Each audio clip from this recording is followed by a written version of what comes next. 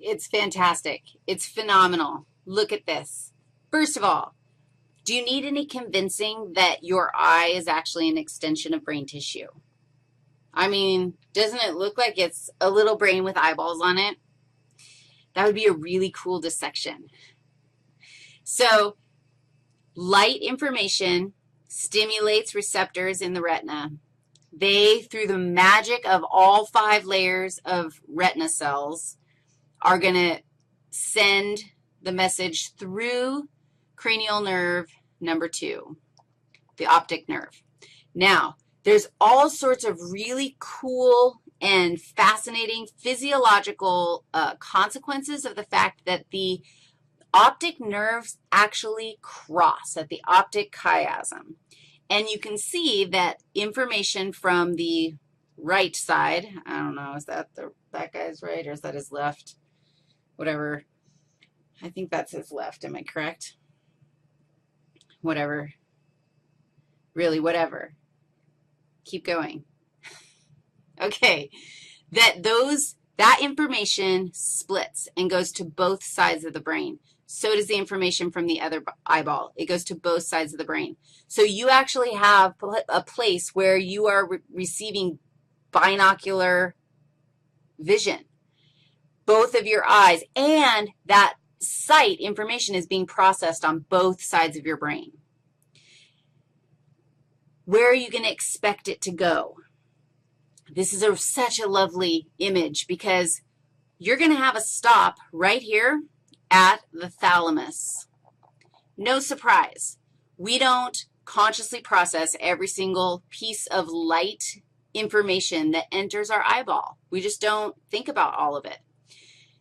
But look at what happens. The fibers actually branch. We have some of them. The same stimulus, the light from my wall is going into my eye, and it's activating all my retinal cells, and they're all sending the message that there is something up there that we're looking at, splits and goes to both sides of the brain, and some of those fibers go to the thalamus where you would expect, and some of those fibers go where? To the superior colliculus. This is different than the ear. Remember, in that pathway, we went to the inferior colliculus first, and then we went to the thalamus. This is different. This is, we're dividing and conquering. Let's send that information both places at the same time. The thalamus will decide, should we make this conscious or not? The superior colliculus will pay attention for the spider dropping out of the ceiling and scaring the crap out of you. From the superior colliculus, if it is activated, then the reflex occurs, and all that motor stuff happens. There are no motor pathways on this image right now. So from the thalamus, there could be motor things that are happening. But if the thalamus decides, worthy, let's send it to the occipital lobe back here where, okay, let's think about what we're seeing.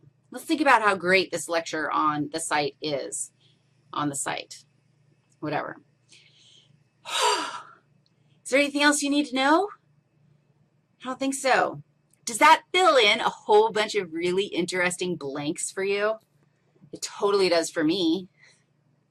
All right, so that is, we're done. And now you can get really excited about doing mapping pathways. All sorts of stimuli, all sorts of responses. Let's see what happens with them. But that's not tonight. That's the next lecture. Bye-bye.